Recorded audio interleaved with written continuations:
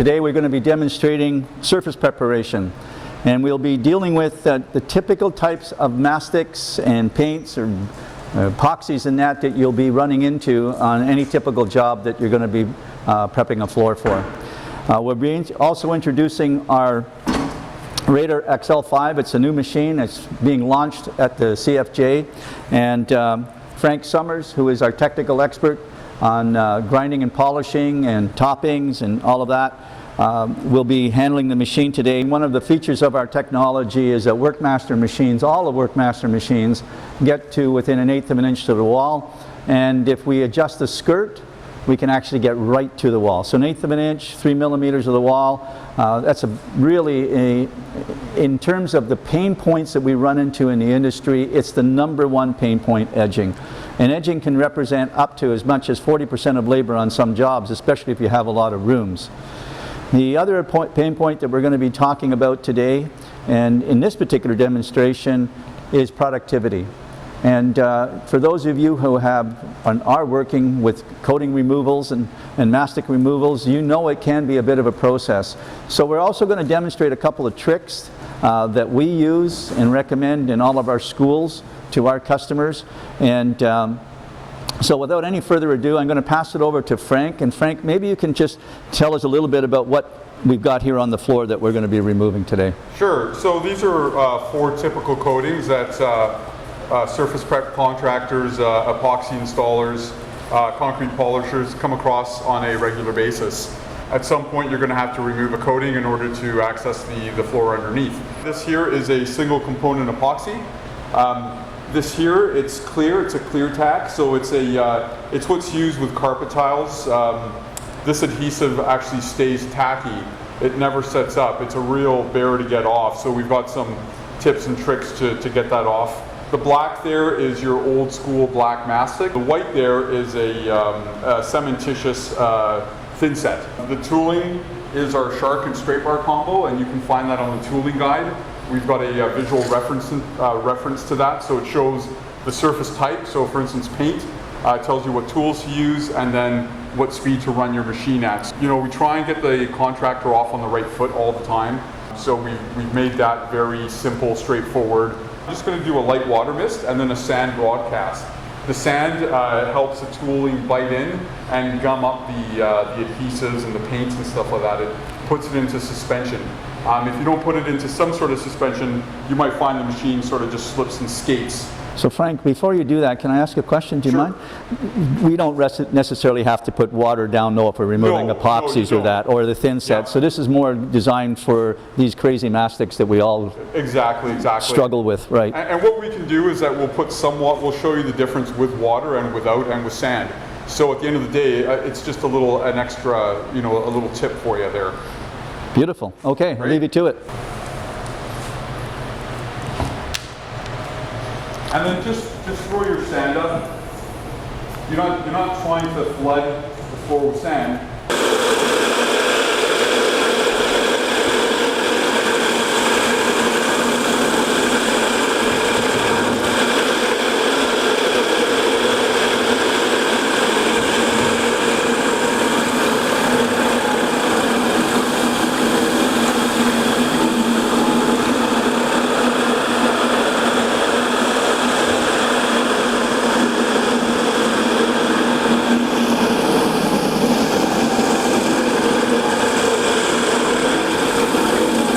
You'll see what the machine is doing along the edges.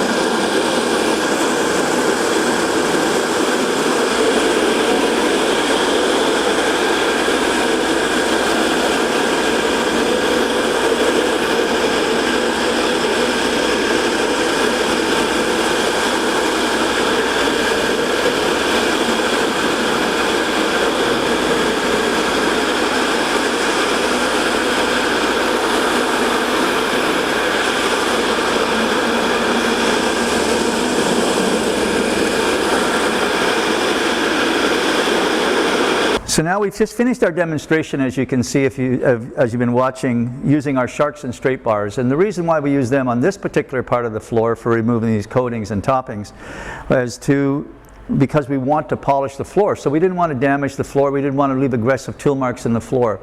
But if you find yourself in a situation where you're not concerned that you're going to polish the floor and you want to get high productivity out of your machine, then we recommend using our PCD technology. And Frank is going to demonstrate that.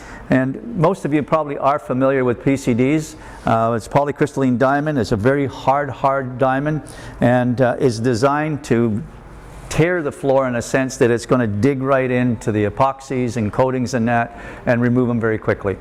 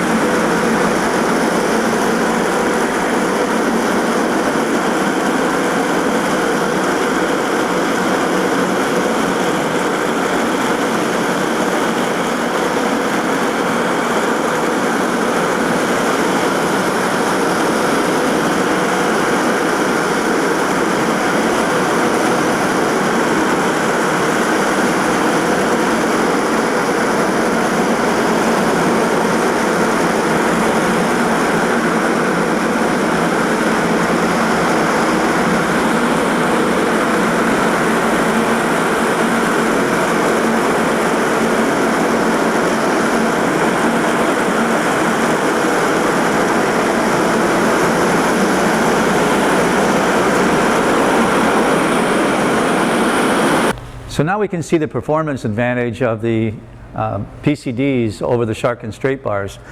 You've got about a CSP rating of about 4 to 5 on the floor. So it's great if you're putting down toppings and that you want a heavier PCD or CPS reading.